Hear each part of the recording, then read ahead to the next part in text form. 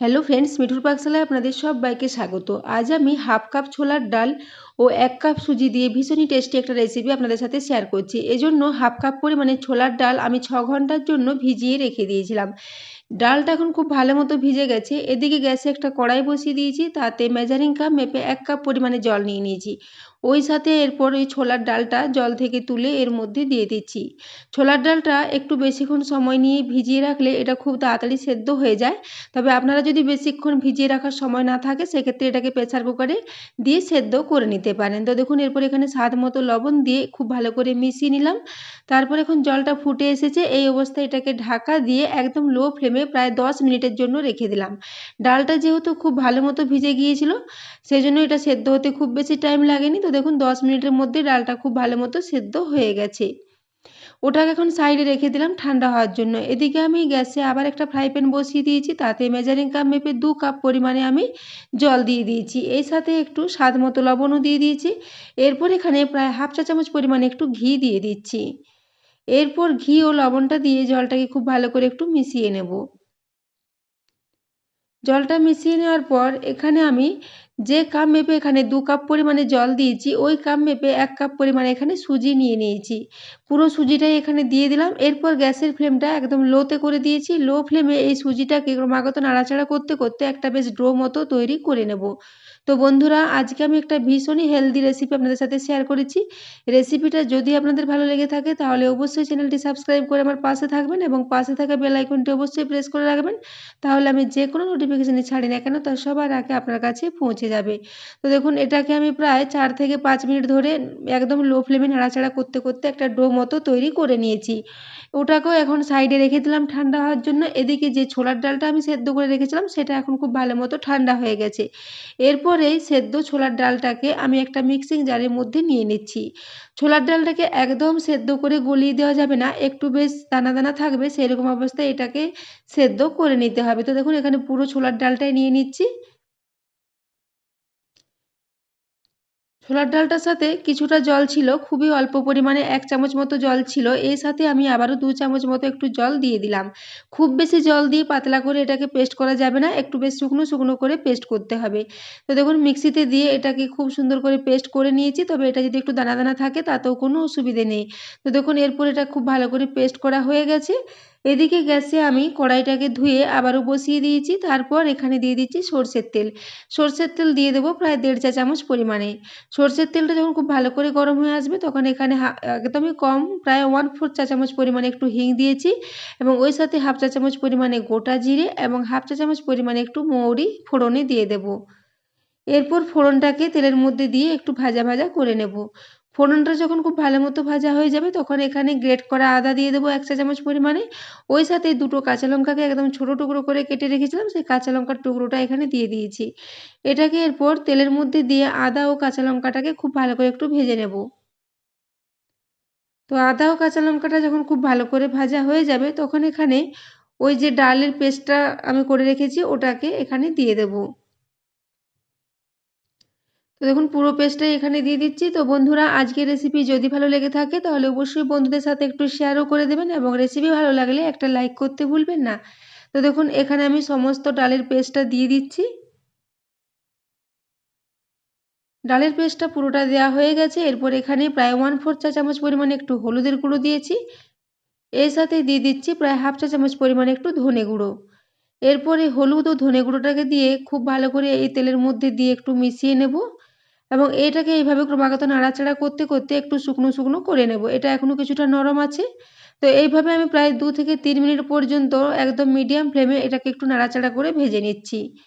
ডালটাও খুব ভালো মতো ভাজা হয়ে যাবে এবং মশলার কাঁচা গন্ধটাও চলে যাবে। তো দেখুন এটাকে এইভাবে খুব ভালো করে 3 মিনিটের জন্য একটু নাড়াচাড়া করে নিয়েছি মিডিয়াম ফ্লেমে। এটা এখন অনেকটাই শুকিয়ে এসেছে। এরপরে এখানে আর কোনো মশলার ব্যবহার আমি করব না। শুধুমাত্র 1 মুঠো পরিমাণে ধনেপাতা কুচি এখানে দিয়ে দেব। তো সেজন্য 1 মুঠো পরিমাণে ধনেপাতা কুচিয়ে রেখেছিলাম সেটা দিয়ে দিলাম। এরপরে ধনেপাতা কুচিটাকে খুব ভালো করে এই ডালের সাথে মিশিয়ে নেব। তো দেখুন এটা নাড়াচাড়া করতে করতে খুব ভালো করে মিক্স করে নিয়েছি। এরপর এটাকে সাইডে রেখে দেব ঠান্ডা হওয়ার জন্য। এদিকে আমি যে সুজির মিশ্রণটা করে রেখেছিলাম সেটাও এখন অনেকটাই ঠান্ডা হয়ে গেছে। কিছুটা হালকা গরম আছে। এই অবস্থায় এটাকে হাতে করে আবারও খুব ভালো করে মেখে নিতে হবে। যেভাবে আমরা রুটি তৈরি করার ডো তৈরি করি সেরকম একটা ডো মতো এটাকে তৈরি করে নেব। তো বন্ধুরা, আজকের এই রেসিপিটা আপনারা সকালে ব্রেকফাস্টে বা বাচ্চাদের স্কুলের টিফিনে বা বিকেলের দিকেও এটাকে স্ন্যাক্স হিসেবে বানিয়ে খেতে পারেন। ভীষণই হেলদি রেসিপি একটা। তো দেখুন, এরপর এটাকে খুব ভালো করে এইভাবে মেখে নিচ্ছি।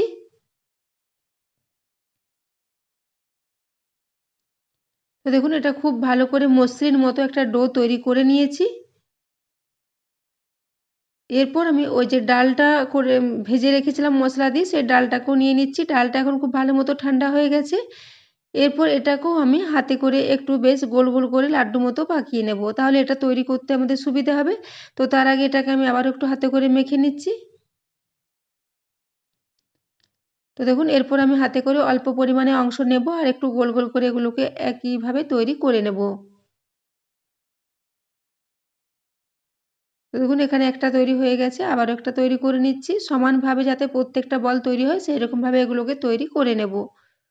তো প্রথমে যদি বলগুলো তৈরি করে না হয় তাহলে রেসিপিটা তৈরি করতে সুবিধা হবে। তো দেখুন, এগুলো সমস্ত আগে তৈরি করে নিলাম। এরপর হাতটা পরিষ্কার করে ধুয়ে নিয়েছি। তারপর হাতে একটু ঘি মাখিয়ে নিচ্ছি। এরপর ওই সুজির যে ডোটা করে রেখেছি এটার থেকে আমি কয়েকটা সমান আকারের লেচি কেটে নেব। তো দেখুন, এইভাবে প্রত্যেকটা লেচিকে আমি সমানভাবে কেটে নিচ্ছি। তারপর এগুলোকে হাতে করে একটু গোল গোল করে তৈরি করে নেব। তো দেখুন, এখানে এইভাবে একটা তৈরি করে নিয়েছি। এভাবে প্রত্যেকটা লেচিকে আমি প্রথমে গোল মতো করে তৈরি করে নেব। তো দেখুন, এখানে সবগুলো আমি রেডি করে নিয়েছি আগে। এরপর একটা করে হাতে নেব আর হাতের সাহায্যে এগুলোকে খুব ভালো করে একটু বাটির মতো শেপ দিয়ে দেব। তো দেখুন, এইভাবে দুটো আঙ্গুল মধ্যিখানে দিয়ে এভাবে একটু ঘুরোতে ঘুরোতে এটা খুব সুন্দর একটা বাটির মতো শেপে চলে আসবে। আর সুজির মিশ্রণটা যেহেতু খুবই নরম মতো আছে, এটা বানাতে কোনো অসুবিধা হবে না। তো দেখুন, এরপর এখানে একটা বল মধ্যিখানে দিয়ে দিলাম। তারপর এভাবে বাটিটাকে আমি খুব ভালো করে মুখটা বন্ধ করে দেবো। এভাবে একটু হাতে করে চেপে চেপে পুরটা ভেতরের দিকে দিয়ে দেবো এবং এইভাবে একটু উপরের দিকে কিনারাগুলো নিয়ে যেয়ে মুখটা খুব ভালো করে বন্ধ করে দিতে হবে। তো দেখুন, এভাবে বন্ধ করে দিলাম। তারপর এগুলোকে হাতে করে একটু চ্যাপ্টা চ্যাপ্টা করে তৈরি করে নেব। আপনারা চাইলে এটাকে গোল গোল করেও তৈরি করতে পারেন। আপনাদের যেটা সুবিধা হবে আপনারা সেইভাবে এটাকে তৈরি করে নেবেন। তো দেখুন, এখানে একটা তৈরি করা হয়ে গেছে। এইভাবে আমি আবারও একটা আপনাদের দেখিয়ে দিচ্ছি। এগুলো বানিয়ে নেওয়া খুবই সহজ। তো দেখুন, এভাবে হাতে একটা লেচি নিয়ে নিলাম, তারপর আঙুলের সাহায্যে এইভাবে একটাকে বাটির মতো শেপ দিয়ে দেব। তো বন্ধুরা, আজকের এই হেলদি রেসিপিটা আপনারা বাড়িতে অবশ্যই ট্রাই করবেন এবং কেমন লেগেছে কমেন্ট করে জানাতে ভুলবেন না। তো দেখুন, এখানে আবারও একটা বাটি তৈরি করে নিয়েছি। এইভাবে আমি একটা করে বাটি করে বলগুলো ভেতরে দিয়ে প্রত্যেকটাই তৈরি করে নেব। তো দেখুন, একটু চেপে চেপে পুরটা ভেতরের দিকে দিয়ে দিতে হবে। তারপর এগুলো হাতের সাহায্যে খুব ভালো করে মুখটা বন্ধ করে দিতে হবে।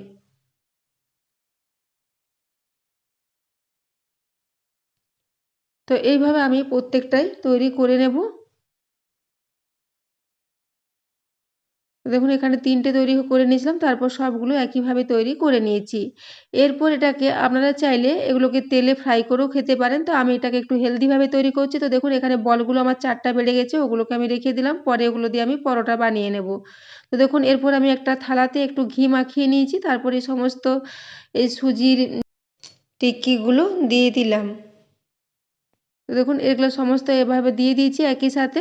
এরপর এদিকে একটা পাত্রে আমি কিছুটা জল গরম হওয়ার জন্য রেখে দিয়েছিলাম। জলটা খুব ভালো মতো গরম হয়ে এসেছে। এরপর মিডিয়াম ফ্লেমে এটাকে ঢাকা দিয়ে প্রায় ৫ মিনিটের জন্য রেখে দিয়েছিলাম। যেহেতু সমস্ত কিছু রান্না করাই আছে, তাই খুব বেশিক্ষণ এগুলোকে স্টিম করার প্রয়োজন নেই। ৫ মিনিটের জন্য এগুলোকে স্টিম করে নিয়েছি। তারপর গ্যাস থেকে নামিয়ে এগুলোকে ঠান্ডা করে নিয়েছি। এরপর দেখুন, ঠান্ডা হয়ে যাওয়ার পর এগুলো খুব সহজেই উঠে আসবে। এদিকে আমার একটা বাটিতে প্রায় ১ চা চামচ পরিমাণে ঘি রাখা ছিল। সেই ঘিটা এই ফ্রাই প্যানের মধ্যে দিয়ে দিচ্ছি। আপনারা চাইলে এগুলোকে ফ্রাই না করে যেকোনো চাটনির সাথে ওইভাবেই সার্ভ করতে পারেন। তবে আমি এটাকে আরেকটু টেস্টি করার জন্য এখানে ফ্রাই প্যানে ১ চা চামচ পরিমাণে ঘি দিয়ে দিয়েছি। তারপর ১/২ চা চামচ পরিমাণে একটু গোটা সর্ষে দিয়ে দিয়েছি। তারপর এখানে এই টিক্কিগুলো সব দিয়ে দিচ্ছি। সবগুলো এখানে একেবারে দেওয়া যাবে না। অর্ধেকগুলো করে এভাবে আমি একটু ফ্রাই করে নেব। তো ওপর থেকে কিছুটা ধনেপাতা কুচি ছড়িয়ে দিলাম। আপনারা চাইলে এর সাথে একটু চিলি ফ্লেক্সও ছড়িয়ে দিতে পারেন। সেক্ষেত্রে এটা খেতে ভীষণই টেস্টি হবে। তো মাত্র ১ মিনিটের জন্য এভাবে নাড়াচাড়া করতে করতে এগুলোকে একটু ফ্রাই করে নেব। খুব বেশিক্ষণ এগুলোকে ফ্রাই করার প্রয়োজন নেই, যেহেতু এগুলো খুব ভালো করেই রান্না হয়ে আছে আগে থেকে। তো দেখুন, ১ মিনিটের জন্য এইভাবে একটু নাড়াচাড়া করে নিয়েছি। তারপর এগুলোকে একটা প্লেটে নিয়ে নিচ্ছি।